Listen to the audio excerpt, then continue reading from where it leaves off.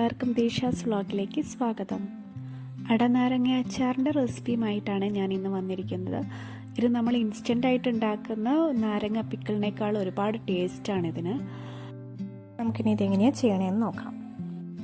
അത് നമുക്കൊരു ഗ്ലാസ് ബോട്ടിലിൽ നമുക്ക് കുറച്ച് കല്ലുപ്പ് പൊടിച്ചിട്ട് വിതറിയിടാം.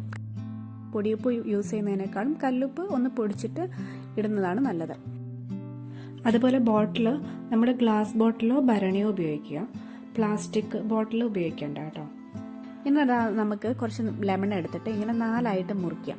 എന്നിട്ട് ഈ മുറിച്ചിട്ട് ഇതിൻ്റെ ഇടയിൽ നമുക്ക് ഈ ഉപ്പ് നല്ലോണം തിരുകി കൊടുക്കണം. അതിൻ്റെ ഉള്ളിൽ നല്ലോണം കയറ്റി വെക്കാം.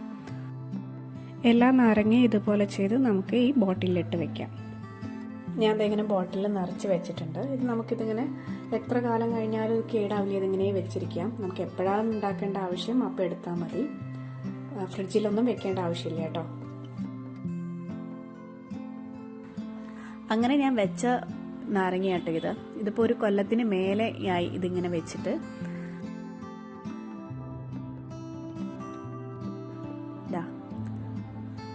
ഇത് നമ്മളിനി എങ്ങനെയാണ് ചെയ്യണേ നോക്കാം. ഞാൻ ആദ്യം ഒരു ചീഞ്ചട്ടിയിൽ അല്പം നല്ലെണ്ണ എടുത്ത് ഒഴിക്കുന്നുണ്ട്.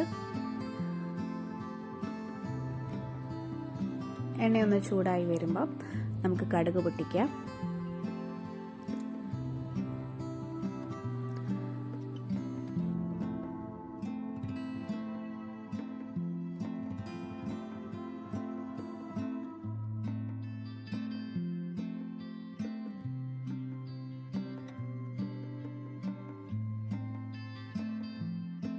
ഇനി ഇതിലേക്ക് 1/4 ടീസ്പൂണ് കായപ്പൊടി ചേർക്കാം.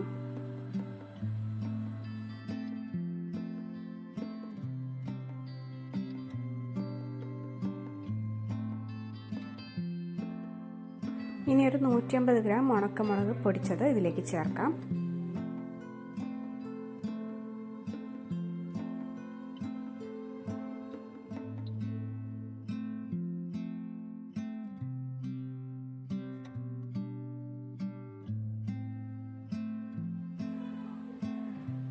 എന്നിട്ട് അതിലേക്കൊരു 1/2 ടീസ്പൂൺ ഉലുവപ്പൊടി ചേർക്കുന്നുണ്ട്.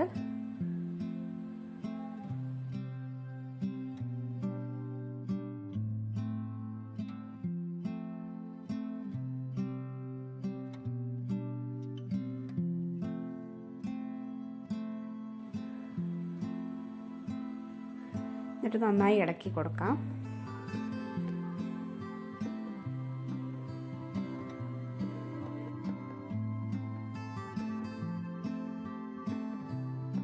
ഇനി ഇതിലേക്ക് ചെറുനാരങ്ങ ഇട്ട് കൊടുക്കാം. ഇപ്പം നാരങ്ങയൊക്കെ വില കുറവിൽ കിട്ടുന്ന സമയമാണ്. അപ്പം നമുക്ക് ഇങ്ങനെ നാരങ്ങ കുറച്ച് വാങ്ങി ഇങ്ങനെ ചെയ്ത് വെച്ചാൽ നമുക്ക് അച്ചാർ ഉണ്ടാക്കേണ്ട സമയത്ത് പിന്നെ എപ്പോഴെങ്കിലും, ഇതിപ്പോൾ ഞാൻ ഒരു കൊല്ലമൊക്കെ കഴിഞ്ഞിട്ട് എടുക്കുന്ന അച്ചാറാണ് കേട്ടോ. ഇങ്ങനെ നമുക്ക് എപ്പോൾ വേണമെങ്കിലും നമുക്കിത് ഉണ്ടാക്കിയെടുക്കാം എന്നതാണ് ഇതിൻ്റെ ഒരു ഗുണം. ഇനിയൊന്ന് നന്നായി ഇളക്കിയ ശേഷം നമുക്ക് ഫ്ലെയിം ഓഫ് ചെയ്യാം. നിങ്ങൾക്ക് ഈ റെസിപ്പി ഇഷ്ടമായാൽ ഒന്ന് കമൻറ്റ് ചെയ്യാം. നിങ്ങൾ എൻ്റെ വീഡിയോ ആദ്യമായാണ് കാണുന്നതെങ്കിൽ ഒന്ന് ലൈക്ക് ചെയ്യുക, സബ്സ്ക്രൈബ് ചെയ്യുക, തൊട്ടടുത്ത ബെല്ലൈക്കൺ ഒന്ന് എനേബിൾ ചെയ്യുക. Thank you.